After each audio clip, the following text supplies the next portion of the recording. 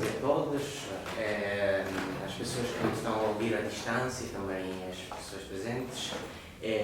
Bom, é um grande prazer hoje acolher o professor Rui Rogelino de Freitas, que vai concluir este semestre de seminários da nossa linha de investigação sobre a conversão, educação e utopias pedagógicas globais.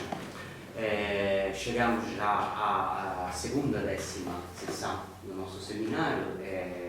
Como sabem, tivemos também hóspedes e investigadores diferentes que abordaram a própria questão da conversão, os aspectos pedagógicos da utopia, os aspectos utópicos da pedagogia, sempre em relação ao estatuto também que a conversão, a transformação da vida tem dentro desses contextos. E, portanto, hoje temos mais um tema que nos irá, sem dúvida, apaixonar. E, por começar, antes de dar a palavra ao professor de Freitas, queria sinceramente agradecer também por estar presente.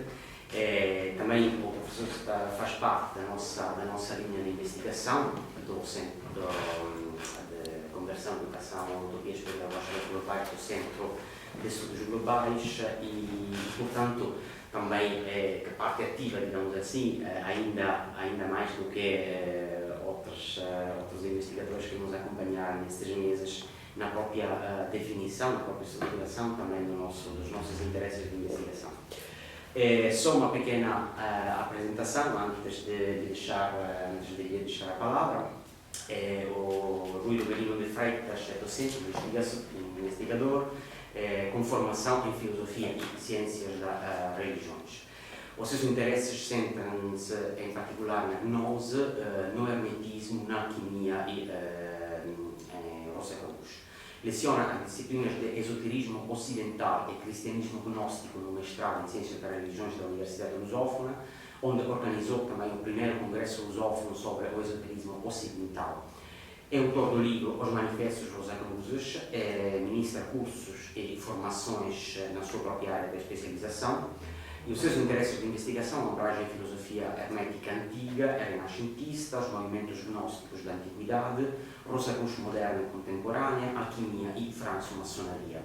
É membro da European Society for the Study of Western Esotericism, colabora com instituições académicas e culturais diferentes.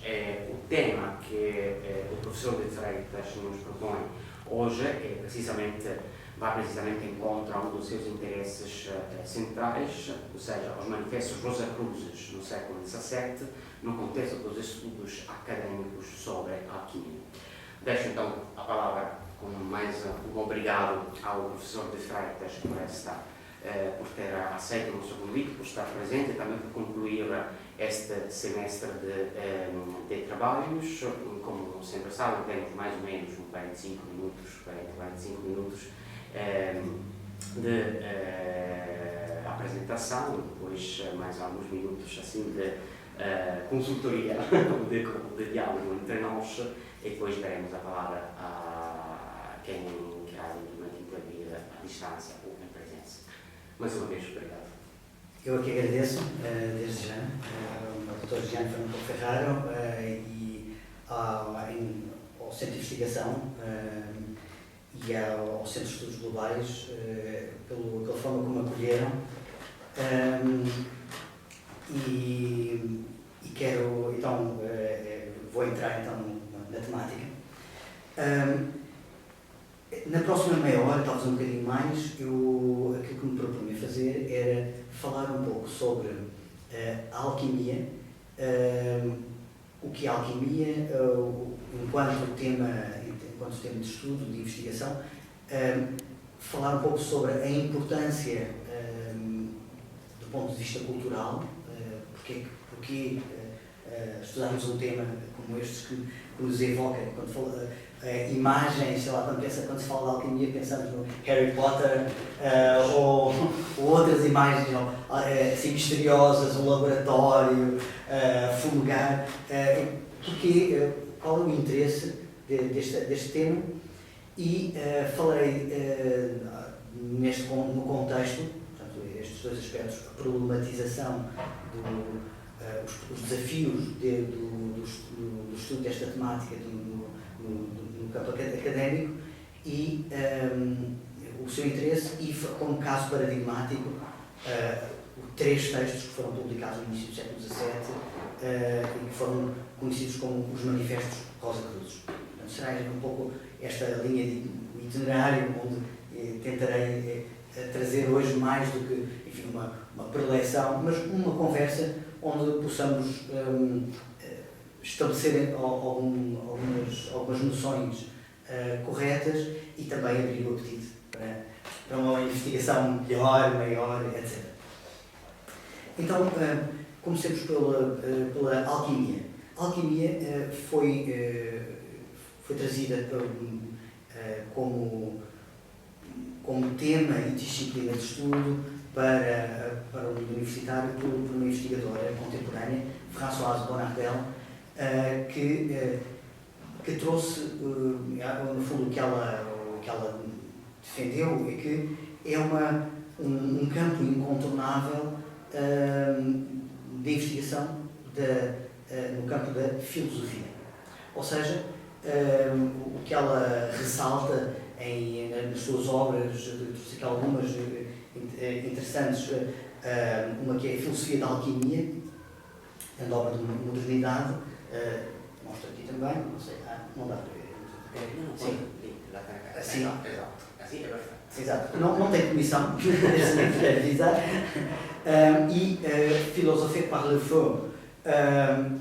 E sei que esta obra, Filosofar pelo Fogo, está traduzida também, foi editada em português do Brasil. Eu não conheço essa edição, mas são algumas das obras que são estudadas e que, no fundo, o que ela chama a atenção é que a alquimia, não tendo um trabalho tão sistematizado como aquele que nós estamos habituados no campo da filosofia, mesmo assim não se remete para um pensamento irracional e obscurantista. Foi um tema fundamental na filosofia medieval para João de Moscoto, Avicena, tanto entre os filósofos medievais cristãos como também islâmicos, que procuravam, dentro do pensamento alquímico, eu vou explicar o que é que estou a dizer, abordar temas, refletir sobre temas, o que é matéria, qual é a origem e, sobretudo, e este é o tema mais interessante e candente, que aparece dentro de um contexto que é importante sublinharmos, que possibilidades o ser humano, quer coletivamente, quer individual, tem de mudar. Esta é a grande questão. É uma questão que poderíamos talvez considerar uma questão contemporânea. Portanto, nós poderíamos refletir hoje, será que nós podemos melhorar enquanto seres humanos? Será que podemos... Portanto, a mudança, ou seja, se alguém tem um determinado comportamento, podemos dizer dele que será sempre assim, será sempre o mesmo, ou uma pessoa pode mudar individualmente, e nós, enquanto humanidade, será que podemos mudar? Ora, estes temas, que me parecem contemporâneos, eram temas importantíssimos durante a antiguidade, o período da antiguidade tardia, no início da era cristã, e depois ao longo da Idade Média e Renascimento. Como, no fundo, o que eu quero também sublinhar é que a alquimia, em dois aspectos importantes. Primeiro, não era um assunto de laboratórios, ou somente de laboratórios, portanto, temos vários pensadores que pensam e refletem sobre a alquimia e os temas alquímicos sem terem qualquer contacto com o laboratório.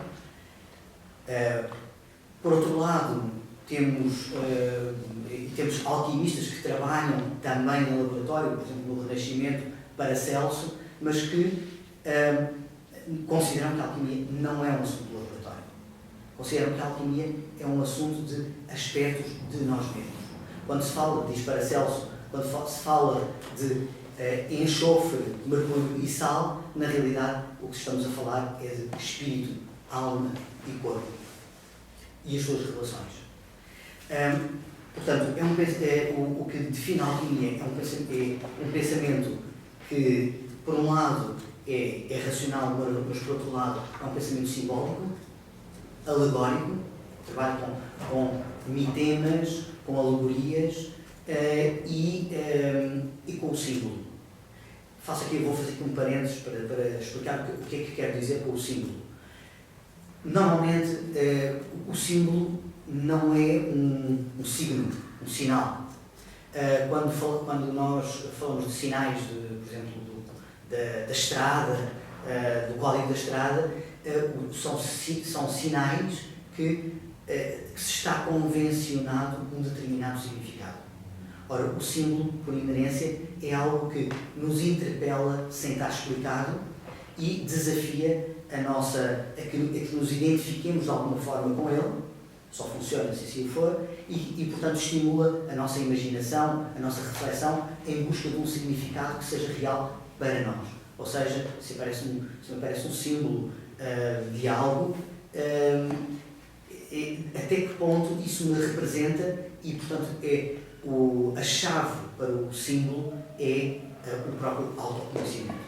Não se contesta o conceito, o debate é de que maneira é que o ser humano é um microcosmo. E que se considera importantíssimo, e que é importante para a alquimia. Há pouco disso que comecei esta intervenção falando das possibilidades de transformação. E isto é algo que assume uma grande importância na relação com o cristianismo, com várias correntes cristãs que procuravam, de alguma forma, que consideravam que a fórmula existencial do ser humano não estava resolvida com um mero bom comportamento segundo normas externas comportamentais, mesmo que essas formas externas fossem ditadas pela Igreja ou mesmo pelas Escrituras. Era necessário uma modificação do ser humano, podemos dizer assim, uma santificação que correspondesse a uma mudança da própria consciência humana. Digamos, uma transfiguração, como encontramos nos Evangelhos, onde se menciona um momento em que Jesus se transfigura.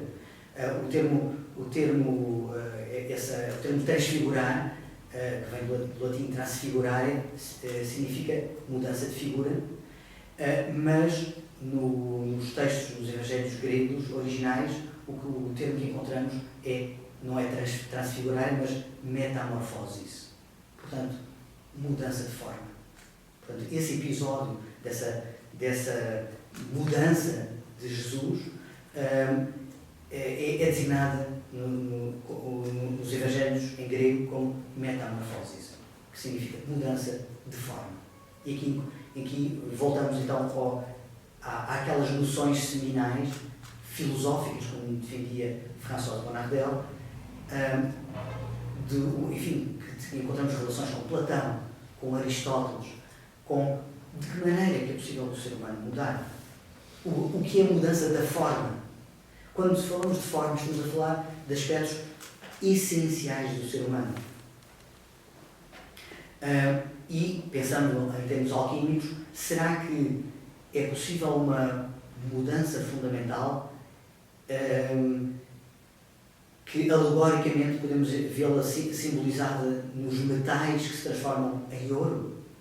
O ouro é considerado simbolicamente o mais nobre dos metais, simbolizado pelo próprio Sol, ou seja, pelo próprio Espírito. E então muitas vezes na alegoria o que se encontra é, por um lado, o ponto de partida, o chumbo, que é cinza, que é pesado, mais material, mais denso, e que nesta possibilidade de se transformar por uma transformação paulatina, faseada em ouro. Então este é o tema fundamental, sobre o qual se debruçaram ao longo da história milhares de mulheres e homens que levaram isto muito a sério, como filosofia, não numa acessão meramente teórica ou intelectual, mas em filosofia enquanto também amor à sabedoria. Sabedoria não enquanto posse teórica e intelectual, mas sabedoria enquanto um estado de consciência, um estado de vida. Um novo comportamento de vida espontâneo, uma nova mudança existencial. E, ora, isto tem interesse e é estudável, de alguma forma, academicamente isto é estudável. Naturalmente, academicamente, enfim, não vamos fazer alquimia. E muito menos vamos fazer esoterismo. Portanto, aquilo que estudamos é, se estamos num ponto de vista da história, vamos estudar as fontes. E se vamos fazer uma história das ideias, então vamos elencar nas fontes as ideias que nelas encontramos. Se vamos estudar no campo da filosofia, então não só elencamos e compreendemos essas ideias, mas relacionamos-las com os grandes temas, os grandes conceitos como se debate, enfim, na história da ciência e na história da filosofia. E, portanto, de alguma forma, estudamos e trazemos estes conceitos, estas ideias. Uma das primeiras responsáveis por trazer para a academia estes estudos foi a historiadora Frances Yates, que é autora de um livro sobre Giordano Bruno e também um livro sobre os Rosa Cruzes, que é chamado O Iluminismo Rosa Cruz, e as suas traduções e as suas propostas de reflexão foram importantíssimas para que a academia, que de alguma forma ignorava estas temáticas, reconhecesse a sua importância. Muitas das suas propostas seminais não são aceitas na sua forma mais radical. Por exemplo, ela considerava que se hoje existe pensamento científico, devemos ao eremitismo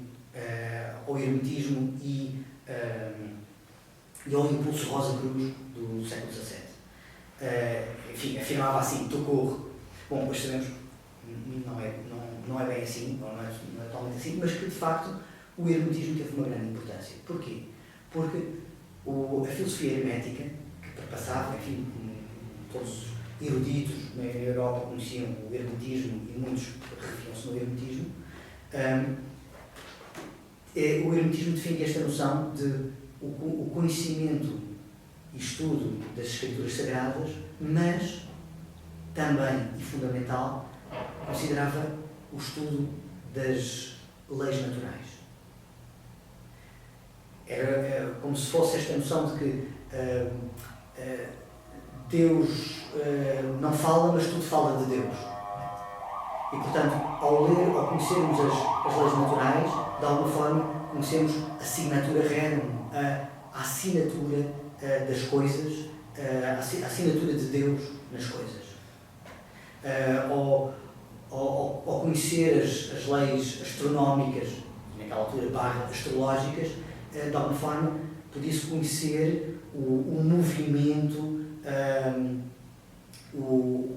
como é que o próprio Espírito fazia mover o cosmos. Ao conhecermos, ao voltarmos para para a química, estaríamos a conhecer leis fundamentais da existência. E a partir daí poderia-se relacionar com a própria vida poderíamos ter bases para conhecer o próprio microcosmo humano. Portanto, se os elementos reagem, há aspectos na psique humana que também reagem. Se elementos se pode transformar, também a psique humana de alguma forma se pode transformar. Esta ideia veio a animar investigadores como o psicólogo suíço Gustav Carl Jung, que para ele os tratados alquímicos renascentistas, ele viu neles tratados de psicologia profunda. E vários dos seus trabalhos, durante mais de uma década, são estudos e comentários a textos alquímicos, paracélsicos, principalmente, mas também o Rosário Philosophorум, os Núpcias Alquímicas de Cristão Rosa Cruz, relacionando com aspectos da psique humana a necessidade de haver um discernimento, ou seja, uma separatio e uma unificação entre a personalidade e a percepção interior do transcendente. Portanto, a conciliação entre estes dois âmbitos, aquele designava, aliás, tomava de empréstimo da alquimia a designação de uma conjunctio. Bom, poderia estar aqui horas a nomear pensadores, artistas que foram, que nos séculos XVII, XVIII, XIX e XX foram profundamente influenciados pela ideia e pelas propostas de reflexão da alquimia. Mas queria agora ilustrar um bocadinho com o aparecimento de 3 textos que mobilizaram imenso interesse no início do século XVII e que foram designados pela posteridade como os Manifestos Rosa Cruzes. E veremos porquê. Em 1614, 1615 e 1616 são publicados 3 textos. 2 textos que são escritos com um estilo de manifesto, e portanto não está errado designar como Manifestos Rosa Cruzes, e que são escritos por em nome de um grupo anónimo, nós, um coletivo que se designa como os Rosa Cruzes, uma fraternidade, uma ordem, Rosa Cruz, da qual não há qualquer conhecimento histórico. Não havia naquela época, nem há hoje. E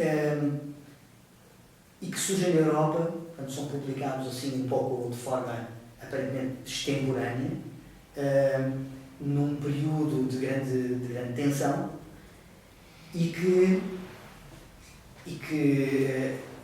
criam uma grande explosão de interesse.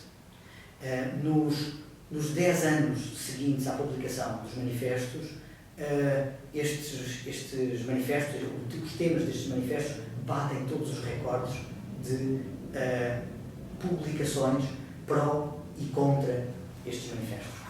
Portanto, por toda a Europa se escreve a favor e contra, e de forma bem polarizada. Portanto, desperta paixões, de forma, enfim, cria uma grande celeuma.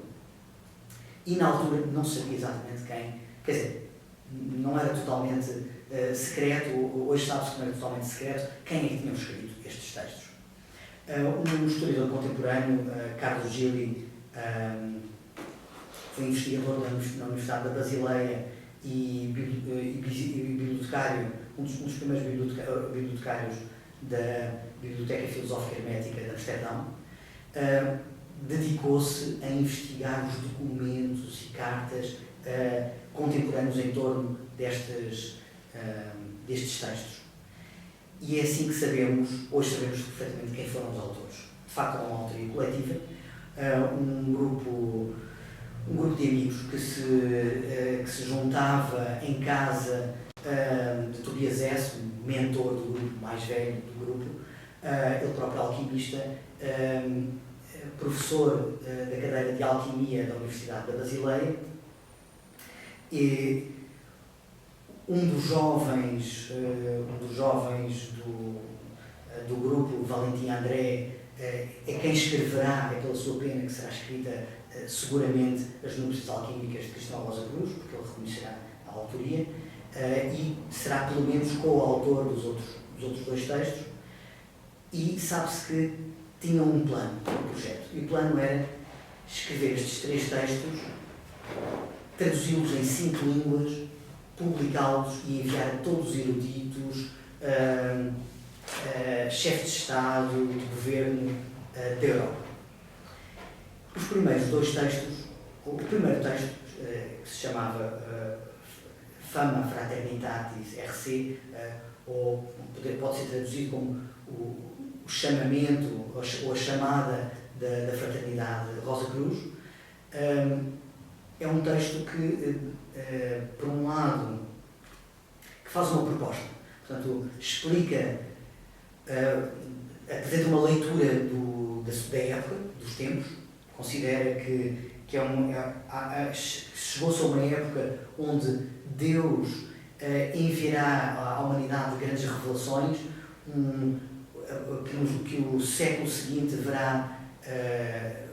a humanidade verá a desenvolver-se um conhecimento como nunca de todas as artes, ciências, mas também o conhecimento do homem interior, que chegou um tempo onde todos poderão receber diretamente o Espírito, e que é uma época de revelação onde já não será possível continuar a repetir-se as ladainhas, aquilo que é de autoridade de outrem. Portanto, contra todos os dogmas,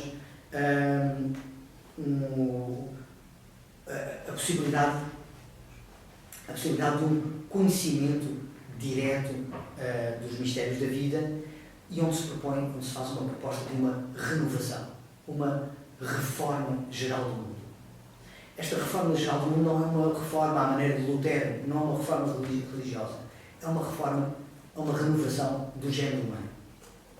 E alude-se a um conhecimento que teria sido recolhido pelo mítico fundador da Ordem. Essa Ordem é uma fraternidade que se dedica à cura do género humano, detentora de imensos saberes, movemos num território que não é histórico, é um território simbólico e mítico, de toda a sabedoria, digamos, e conhecimentos. E que essa ordem foi fundada pelo pai e irmão fundador Cristão Rosa Cruz, um nome que traduz também uma ideia simbólica, que teria recolhido o seu conhecimento junto de fraternidades em Damasco, na Arábia, no norte da África, onde teria conhecido sábios norte-africanos que detinham e reuniam e sintetizavam e revelavam uns para os outros todo o conhecimento. Então estava em posse de axiomas que poderiam revolucionar todas as artes e ciências e fazer a própria religião reencontrar a sua fonte, a sua pureza. Ora, este Cristão Rosa Cruz traz o seu... tenta partilhar estes conhecimentos na Europa, é rejeitado, e como esses conhecimentos não são acolhidos, então funda uma Casa do Espírito Santo.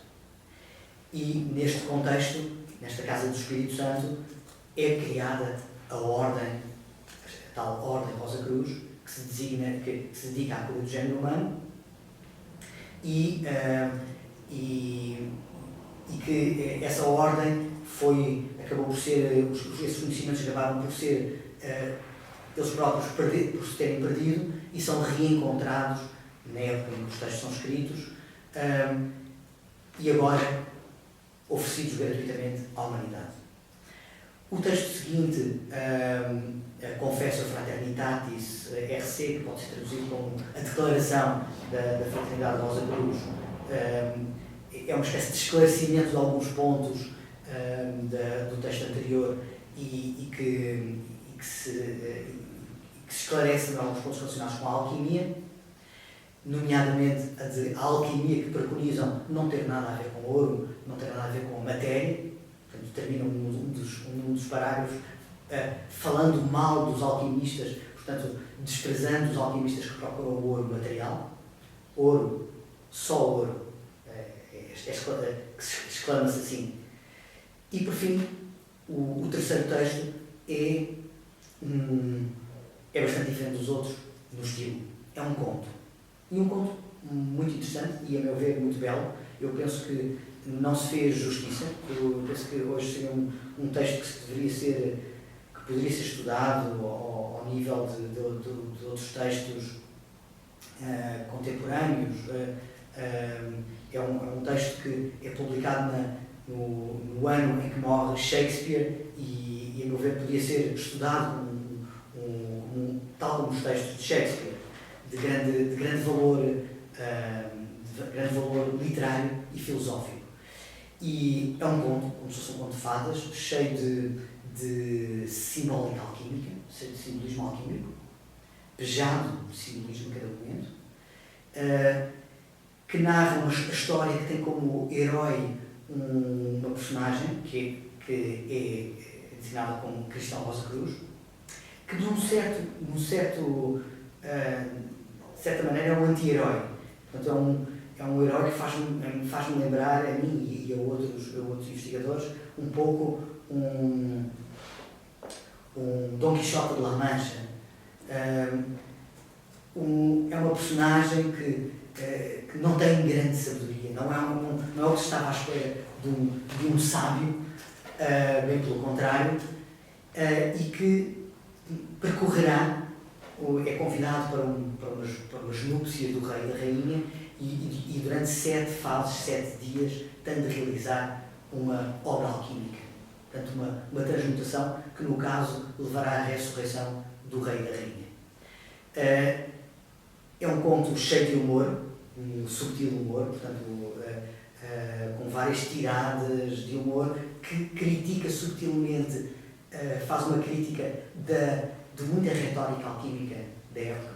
Portanto, apesar de ser um tratado alquímico, é um tratado que critica muito da tratadística alquímica da época, dos exageros, daquilo que se alegava conhecer, desmonta os pretensos conhecedores, os pretensos poderes do ocultismo, portanto, e remete para uma visão, no fundo, com um apelo muito grande à humildade e à aspiração, uma aspiração espiritual profunda. Ora, já estou quase no fim do meu tempo. Ora, estes textos, sabe-se hoje pela correspondência entre os membros, os co-autores deste texto, que em determinado momento não há unanimidade no grupo de co-autores deste texto, na publicação destes textos, porque alguns pensavam que o ambiente não era favorável, e um dos membros do grupo decidiu publicá-los, tinha uma gráfica, ele próprio tinha uma editora, que chamaríamos hoje uma editora, e publica à revelia os textos, e é por causa disso que esses textos chegaram até nós hoje, e que, no fundo, causaram o impacto, o escândalo na época, escândalo esse que acaba por ser abafado depois pela Guerra dos 30 anos. Naturalmente, no século seguinte, há algumas personalidades aqui e acolá na Europa que revelam interesse por estes textos, nomeadamente János Comenius, conhecido na Europa do Leste conhecido como o pai